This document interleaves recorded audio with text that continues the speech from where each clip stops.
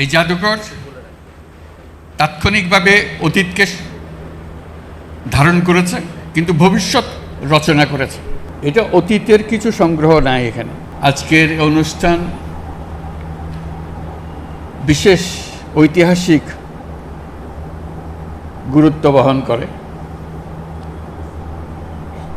ওই গুরুত্বটা আমি শুধু স্মরণ করিয়ে দিতে চাই। পৃথিবীর নানা দেশে নানা জাদুঘর আছে, তারা অতীতের অনেক জিনিস সংগ্রহ করে, বিশেষ বিশেষ জিনিস রাখে জাতির সামনে তুলে ধরার জন্য।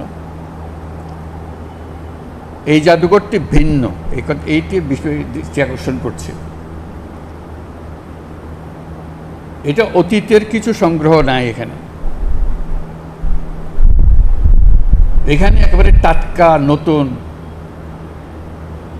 যা ঘটনা ঘটেছে তাৎক্ষণিকভাবে সেগুলো সংগ্রহ করা হয়েছে। এরকম জাদুঘর আছে কিনা জানি না, কিন্তু আমাদের সুযোগ হলো ঘটনা ঘটছে, সেই ঘটনার প্রতিটি নমুনা, প্রতিটি ইতিহাস আমরা তাৎক্ষণিকভাবে সংগ্রহ করতে পেরেছি এবং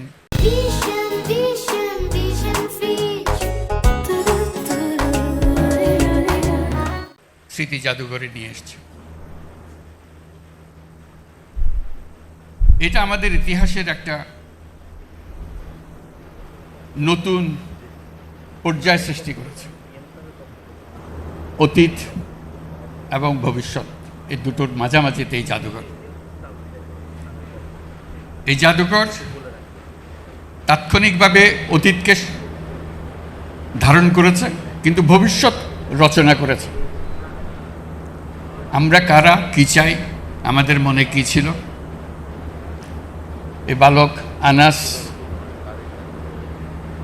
কি আবেগের কারণে, তার ভিতরে কি তাড়না ছিল, সেই চিঠি তাৎক্ষণিকভাবে লিখে গেছে। এটা কোনো পরিকল্পনা করে সে লেখে নেই। মা তাকে বাধা দিচ্ছিল, বাবা তাকে বাধা দিচ্ছিল মিছিলে না যাওয়ার জন্য। সে বসে থাকতে পারে নাই। কেন পারে নাই সেটাও লিখেছে। এটা ব্যাখ্যা দিয়ে এক পৃষ্ঠার একটা চিঠি, সুন্দর হাতের লেখা, রেখে চলে গেছে। আমাদের সমস্ত তরুণ যেন এই চিঠির লেখক হয়। আমরা গেলাম, আমরা নতুন বাংলাদেশ করতে চলে গেলাম। এই হলো এই জাদুঘরের বৈশিষ্ট্য।